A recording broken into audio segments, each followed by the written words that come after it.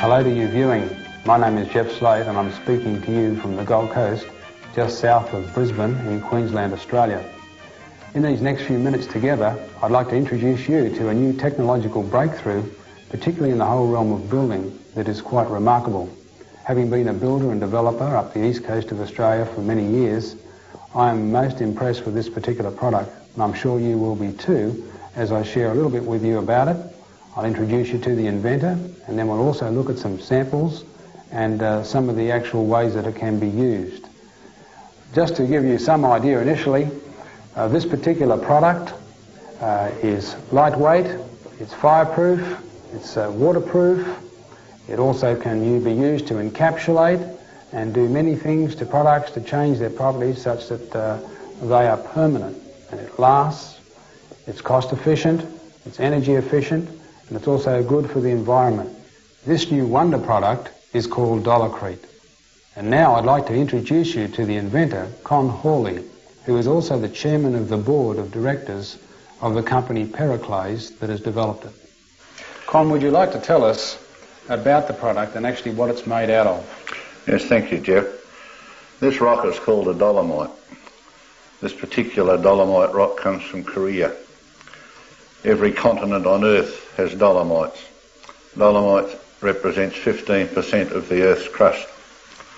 Dolomite is the mystery rock of the universe in that no one has yet found out why the two metals, calcium and magnesium, which make up a dolomite, join together so naturally in nature and made such a waterproof, structurally stable, hard, weathering rock.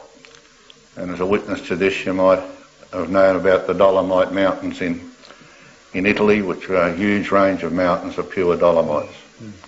Our technology is based on the use of the dolomites, where we take this rock and crush it to a fine powder, something in this order, a very white powder, and the natural colour of the rock is white.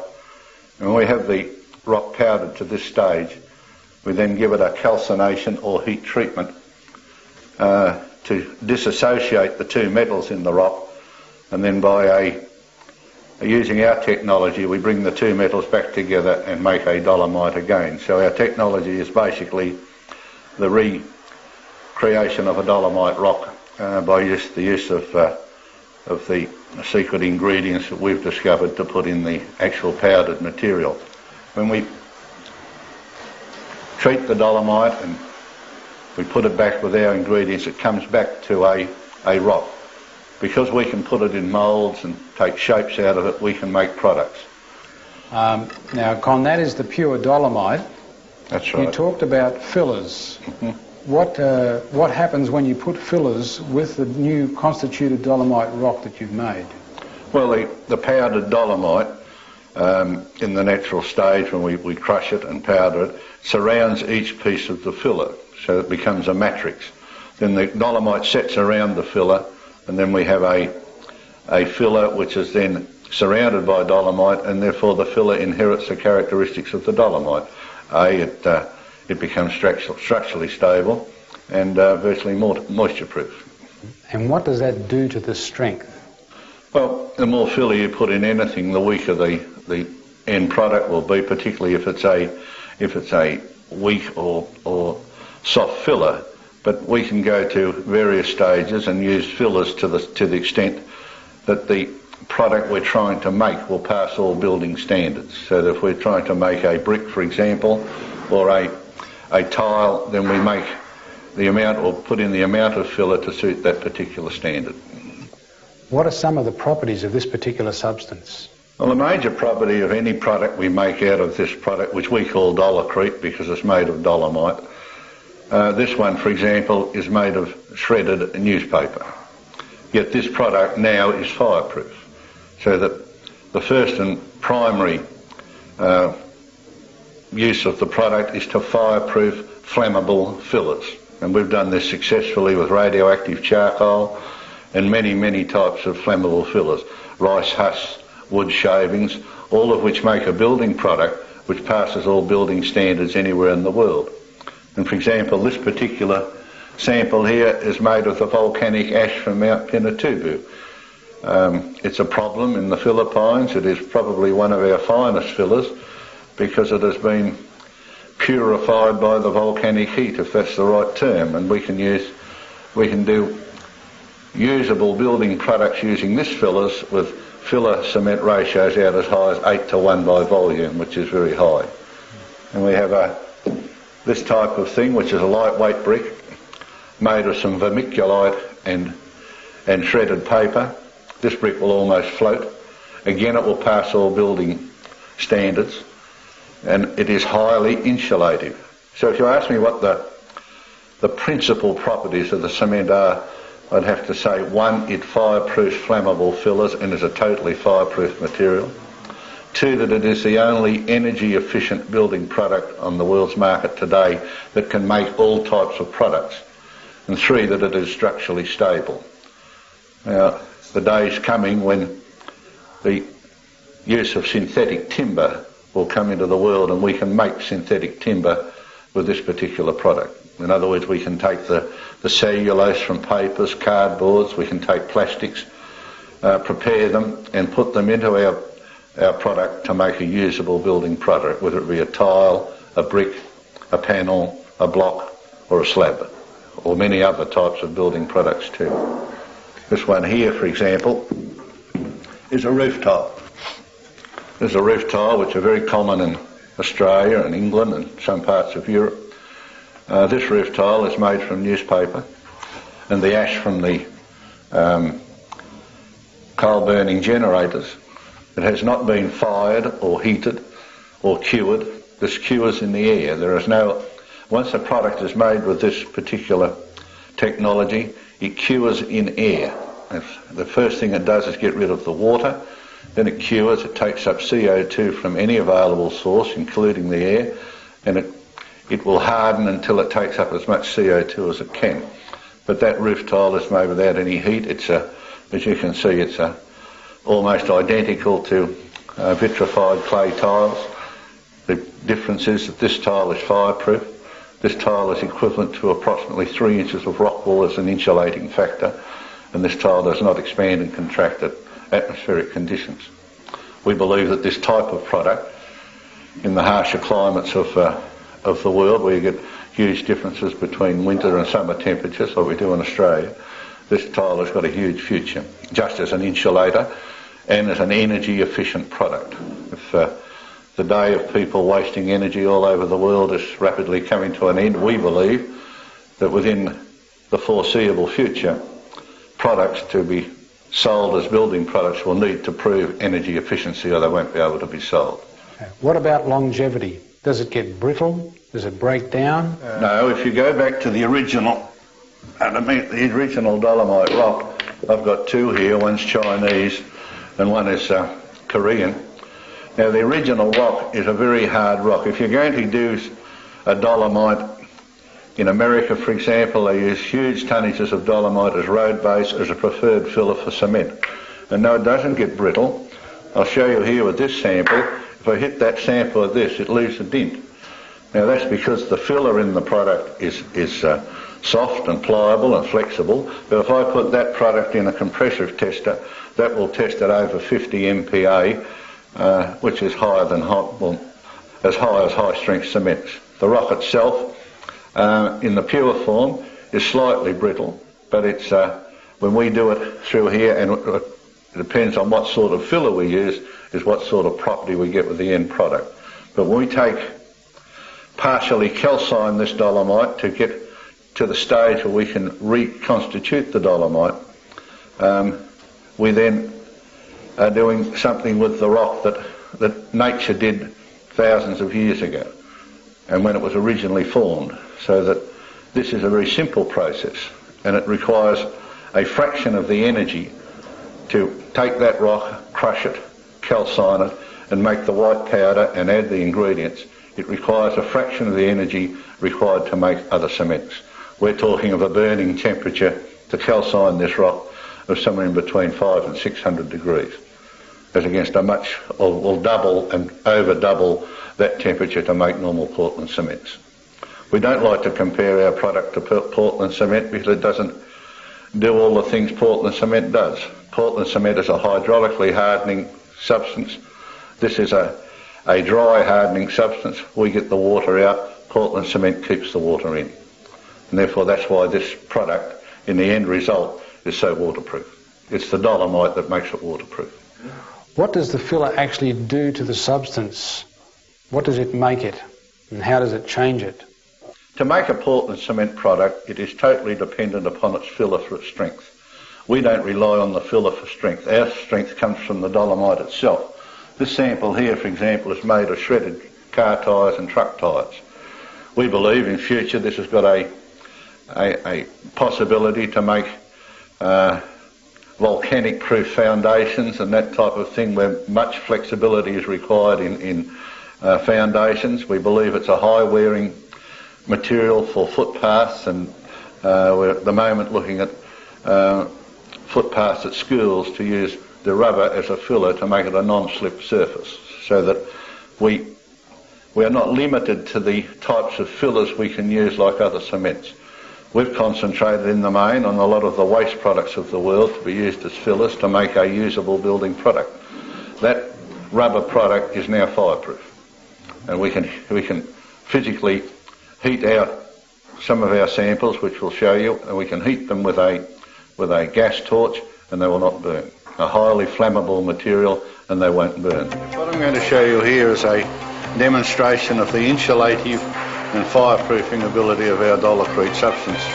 This little panel is made out of horticultural grade vermiculite and our Dollarcrete, and that is a 2-cent Australian coin.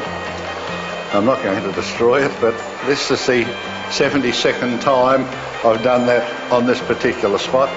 This is a standard gas bottle. The burning temperature of the nozzle of these gas bottles is about 1900 degrees. You can see where my hand is. I'm going to get that coin to a very red heat.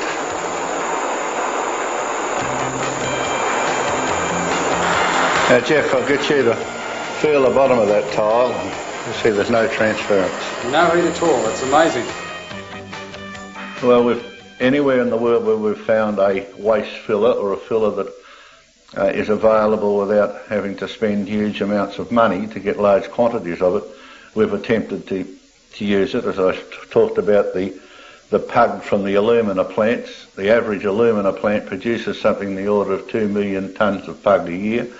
The pug is full of caustic soda, it's poisonous, it's full of iron.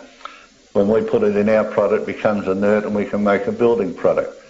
We've used rice husks from Asia and rice husks from Australia and successfully made building products. We can take the plastic from the garbage disposal people and we can shred that and make a usable building product. There's virtually no limit to the fillers we can use, and we've used plastics extensively. This particular sample has vermiculite in it, which is a very high fireproof product, and it also has plastic granules in it. Again, they will pass the building standards required for that type of product. Now we know it can combine with other substances. Can it also encapsulate radioactive material? Yes, we've recently done some work for the Australian Nuclear Science Organisation at Lucas Heights in Australia. They had a particular filter medium called activated carbon, which they used in their filters in the nuclear room, which had become half-life radioactive, and as such had to be stored underwater, because if it wasn't kept wet and allowed to dry, it would give off its radioactivity that quickly that it would self-ignite and therefore release its radioactivity to the air.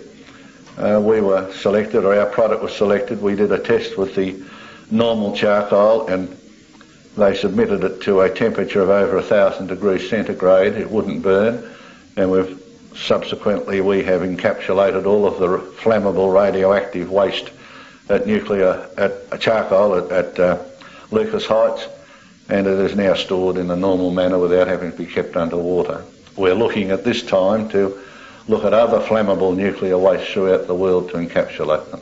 And there's absolutely no radioactivity coming out of the end product? No, well that's not right. There was a radioactivity. Our major aim was to render the flammable radioactive material non-flammable, and that's what we achieved.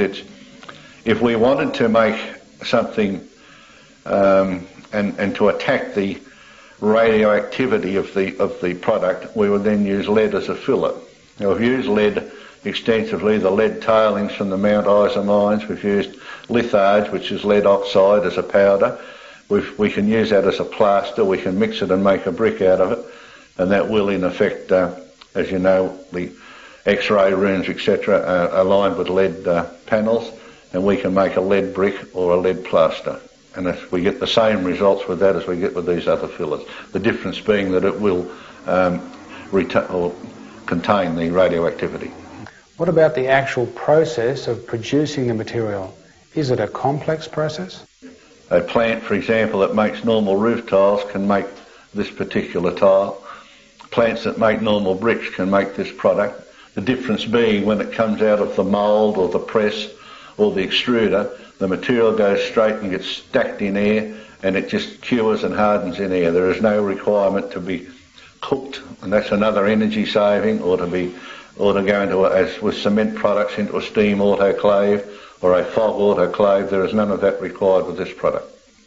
What about supplies and the setting up of process plants of dolomite? Well, as I said, the dolomites are on every continent on Earth, and of course you would select a dolomite deposit close enough to your available market and of sufficient purity to be able to make the correct end product. What we are doing at the moment, while we're waiting to get this dolomite produced, we are making a synthetic dolomite, in that we purchase what's called a caustic magnesia, which is one half of this rock, and then we go and buy some calcium carbonate, which is the other half, and we blend them together, add our ingredients, and then add our fillers to make a product. Some of these products here are not made of the true dolomite, they're made out of the blended or synthetic dolomite. When we go to a true dolomite like this one, we get much higher strengths, because that's how nature made it, and it's got a natural ability to go back together. We might take, for example, we've been taking magnesia oxide from China and mixing it with Australian carbonate, calcium carbonate, to make a dolomite. It's much simpler when you've got it in one rock and you crush it. And when we heat it and just partially disassociate these two metals, they go back together much quicker and make a much harder product when we use a natural dolomite. So we believe that throughout the world, we know that there are hundreds of dolomite deposits suitable for this product. The available requirement is to be able to mine it, to be able to crush it to the fine powder, to use an available heat source, whether it be electricity, gas, coal, whatever, oil, whatever you want to do to cook it and to do the calcining, and then of course an available market to sell the end products. The freight factor on any of these things is a contributing factor, but there are plenty of dolomite deposits throughout the world next to large cities. The cost to produce the binder, is it comparative to cement? Yes, we've always tried to evade the term cement. We've said that's why we call it a binder composition. Cement, Portland cement, is made from calcium, predominantly calcium carbonate, with some iron and some other things, depends what type of cement it is, aluminous, calcium sulfate, which is plaster, but these are ground to a very fine powder and then mixed together and run through a calciner. And the calciner usually runs, and it depends on the process, but certainly I've seen calciners run as high as 1800 degrees, but it depends on the type of cement being made. But you'll never see a Portland cement calciner running at under, say, 11 to 1200 degrees centigrade. And also, because of your amount of material that's coming through, the cost of energy, the oil, the electricity, the gas, whatever you're using to create the heat to calcine it, is therefore very high. When we crush this rock to a powder and we treat it in our calcination, as I said before, we are running at temperatures between 500 and 600 degrees. The other thing to think about, when you make cement, the material must stay in the calciner for several hours. In some applications, the material stays in the calciner. It might be a 1,000-ton calciner. and that material might run around in that calciner for 12 or 14 hours. In our situation, when we treat the dolomite and we've got it ready in the powdered form like this, our calcining time is 4 seconds.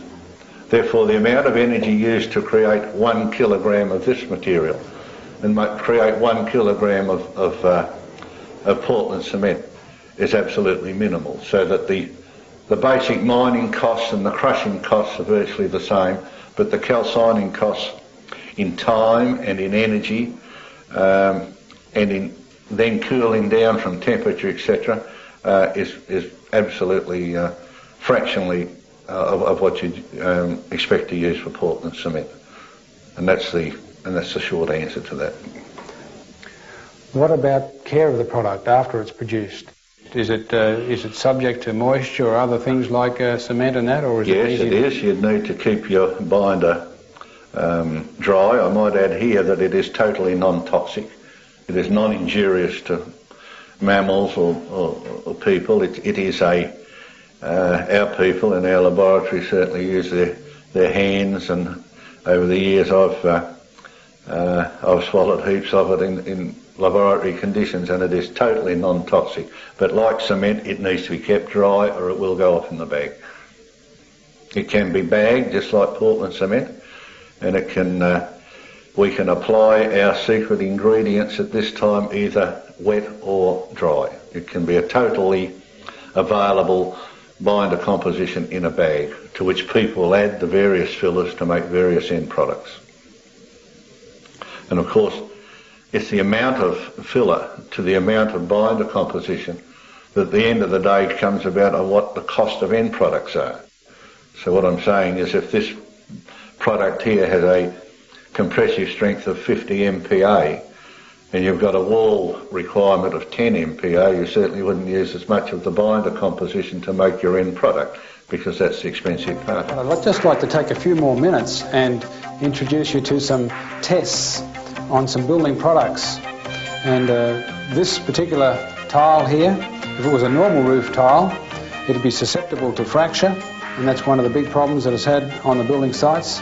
There's always a percentage of wastage concerning tiles, and also when roofs are repaired, there's often breakages, and that's a danger whenever roofs are being worked on. But in this particular instance, I can take even a hammer and I can hit that tile. Another fixing that's used on the building site is the nailing gun, particularly common, and on this particular block, or any of these blocks with the different fillers, it can be used. You can even go right close to the edge and it won't split out. Likewise, with a conventional drill, you can use a Tek screw and fix it straight into the material.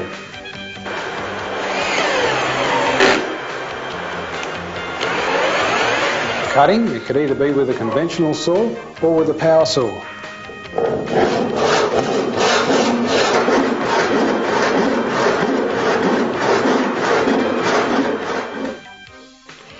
Well, the end product made, as I said, it depends on the type of filler that's used. And to join your product, use the same material. We've developed a mortar with our binder composition, and these two blocks of incidentally, these are made of beach sand and sea water. As you can see, they're not effervescing. The salt water or brackish water can be used with our product. It does not affect our strength. In effect, any liquid will trigger our chemical action to create the dolomitic binder. But these just happen to be two beach sand and sea water samples which we've stuck together with and you can see the very fine amount of mortar, but you just can't separate them. Physically, to get those apart, you will break one of the blocks before the mortar will let go. Now that mortar's made of our own material. We do add a little acrylic and a little filler to make the mortar, but we call it an old American term, a threadline mortar, and you can apply it physically with like a cake icer or something like that. It's the same with products like this. When the man comes to, if this were a brick or a block size, and the tradesman is putting them in a house, when he comes to his second fitting, he nails to the block. He doesn't need to drill and put plastic inserts or bolts or anything like that. He can physically nail, screw or thread this material, and that's probably one of its greatest features, that the average tradesman will have no trouble in converting to this product. Above all, the product stays structurally stable. Now, Portland cement is reinforced with steel because they both expand and contract at the same rate. This material doesn't expand and contract at ambient conditions, and therefore when someone builds a building, you're not worried about the expansion joints like you see with like the wall behind me, because the material is not going to expand and contract at ambient conditions. So the tradesman in the field is going to have a much easier job using this product really than he is with his current building products. I'm not going to say he doesn't have a short education period, but when he gets it, it is easier to use than normal Portland cement products. Can conventional mortars be used and also conventional fixings? Can that mix in with this? Conventional fixings, can they mix in? Well, you can only as a mortar. You must have the dry product, and you could put a mortar line between those two and it would stay there. We have successfully done that with buildings, yes. What is the extent of materials that could be made from this product? I believe that the greatest future of this product is in the manufacture of precast panels using waste fillers such as your rubber, your paper, your plastic, your mining waste, your industrial waste. In the building industry, so panels, tiles, weatherboards, blocks, bricks, fireproof, insulative building products. The second use I see is in the encapsulation of industrial and mining and toxic waste. You see, this is a toxic filler. We've made it non-toxic by the fact that we use the dolomite to mix it. If you've got acid ground, you put dolomite in it and it kills the acid to sweeten the ground. And we've done a lot of work with waste toxic products, mixing them with our Dollarcrete, and we've had excellent results. So we're looking at encapsulation of waste products, encapsulation of flammable radioactive material, encapsulation of radioactive material using a filler such as lead or litharge. Then you go to the normal building products, and virtually any type of building product can be made with this product. If they want to make a plaster, that's okay. If you want to make a ceiling tile which is insulative and fireproof, and above all noise suppressant, if we use this type of filler in a wall or a tile, you're going to get absolute noise control.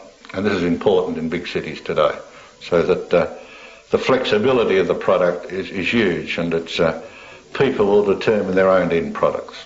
Con, thank you for being with us today and sharing with us about the new product. It truly is remarkable, and thank you for it. As you can see, this is not an underestimation of my original comments about the product. In fact, it really is a product of the next century. Right now, all the technology has been developed, all the licensing is in place, and it's ready for distribution around the world. And it won't be very long before there'll be the opportunity right where you are for this product to actually be presented to you.